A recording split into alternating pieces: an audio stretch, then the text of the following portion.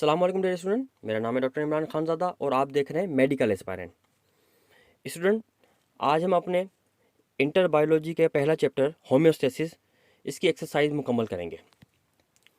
हम लोग एक्सरसाइज और लेक्चर इन दोनों का सिलसिला एक साथ जारी रखेंगे ताकि कम से कम वक्त में ज़्यादा से ज़्यादा काम को कवर किया जाए।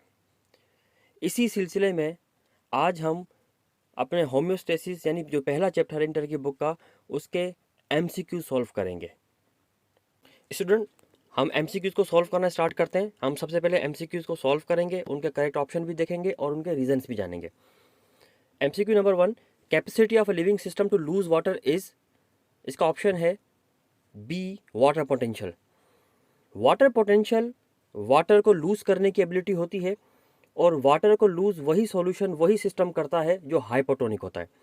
अब ये हाइपोटोनिक सॉल्यूशन क्यों ऐसा करता है और हाइपोटोनिक सिस्टम या हाइपोटोनिक सॉल्यूशन क्या होता है, इसके बारे में बहुत जल्द ही एक शुरू से ही एक पूरी डिटेल वीडियो अपलोड होने वाली है। तो इंशाल्लाह उसमें आपको इन तमाम चीज़ों के बारे में इंफॉर्मेशन मिल जाएगी।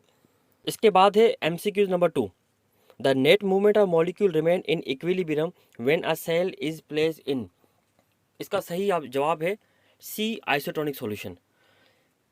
जब कोई भी सेल किसी भी आइसोटोनिक सॉल्यूशन में प्लेस किया जाएगा, आइसोटोनिक सॉल्यूशन का मतलब होता है एक ऐसा सॉल्यूशन जिसकी कंपोजिशन सेल के अंदर वाले साइटोप्लाज्म की कंपोजिशन से रिजेंबल करती हो, वो आइसोटोनिक है।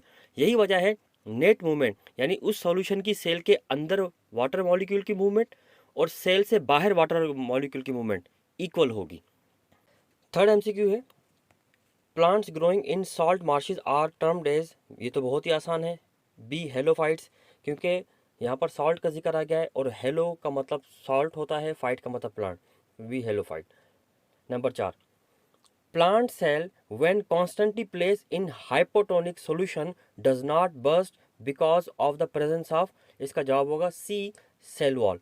सेल वॉल सेल को मज़ीद स्ट्रेच होने नहीं देती और एक हाइड्रोस्टैटिक प्रेशर एक्सर्ट करती है, जिसके बाद मज़ीद पानी अंदर आना बंद हो जाता है, जिसकी वजह से सेल बर्स्ट नहीं होता। एनिमल सेल बर्स्ट हो जाता है क्योंकि एनिमल सेल में सेल वॉल मौजूद नहीं होती। लेकिन ये केस सिर्फ हाइपोटोनिक सॉल्यूशन का है क्योंकि हाइपोटोनिक सॉल्यूशन जो होता है उसमें से वाटर इनसाइड मूव करता है सेल के, यानी एंडोस्मोसिस का प्रोसेस होता है।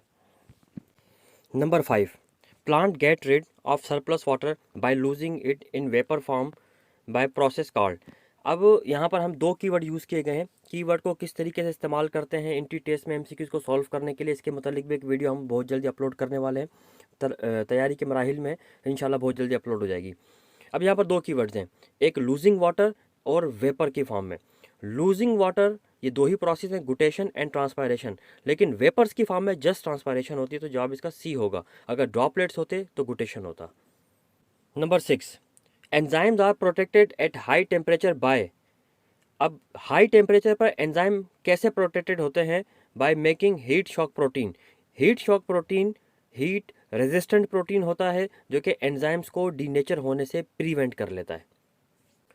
नंबर 7 है, it is not a way of obtaining heat bye organism, यानी इन चारों में से एक मेथड ऐसा है जिसमें हीट ऑब्टेन नहीं होती, वो है D, sweating. Sweating heat lose करने का मैकेनिज्म है, जबकि सोलर रेडिएशन, मस्कुलर कॉन्ट्रैक्शन या मेटाबॉलिज्म, ये सब हीट ऑब्टेन करने के मैकेनिज्म होते हैं।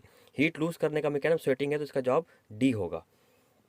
इसके बाद है number 8, it does not happen during regulation of cold temperature, यानी जब टेम्परेचर बिल्कुल ठंडा हो तो इनमें से कौन सा प्रोसेस नहीं होता? स्वेटिंग का प्रोसेस, क्योंकि स्वेटिंग का हॉट टेम्परेचर में होता है, ये प्रोसेस नहीं होता। इसके बाद है question number 9, the process of removal of metabolic waste is called B, excretion. Homeostasis, osmoregulation, thermoregulation ये नहीं हो सकते, एक्सक्रीशन हो सकता है क्योंकि रिमूवल ऑफ वेस्ट एक्सक्रीशन के जरिए से ही होती है। नंबर 10 है, the excretory organs of annelids are, option B, nephridia. Number 11, the hormone involve in reabsorption of water from kidney is C, anti diuretic hormone, ADH. ADH hormone excessive water को urine के जरिए loss होने नहीं देता, उसको reabsorb कर लेता है। 12, the most abundant components of urine is water, 95% water होता है, इसलिए मोस्ट अबंडेंट वाटर ही है।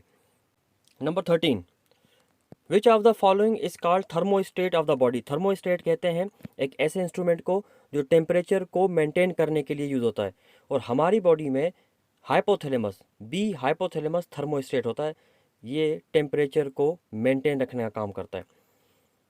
14, mammals lacking sweat glands promote heat loss through see panting. Panting एक ऐसा प्रोसेस है जिसमें वो तमाम एनिमल जिनमें स्वेट ग्लैंड्स नहीं होते, वो माउथ ओपन करके अपने रेस्पिरेटरी ट्रैक्ट से मॉइस्चर के ज़रिए से हीट को बाहर रिलीज करते हैं। लास्ट एमसीक्यू है, normal set point of human body temperature is. Set point कहते हैं जो हाइपोथैलेमस का टेम्परेचर होता है वो सेट पॉइंट कहलाता है, और ये ह्यूमन बॉडी का कितना होता है, ये है D37 डिग्री सेंटीग्रेड। ए पर भी 37 है, लेकिन जो फॉरेन हाइट है D37 डिग्री सेंटीग्रेड। तो स्टूडेंट, एमसीक्यूज कंप्लीट हुए। उम्मीद है कि आपको प्रॉपरली समझ में आ गए होंगे, इनके रीजंस भी। अगले लेक्चर में हम लोग इसी एक्सरसाइज के डेफिनेशन और ख़ास तौर पर डिफरेंसेस के सवालात को सॉल्व करेंगे। आप सबसे रिक्वेस्ट है कि चैनल को लाइक करें, सब्सक्राइब करें और आगे फॉरवर्ड भी करें।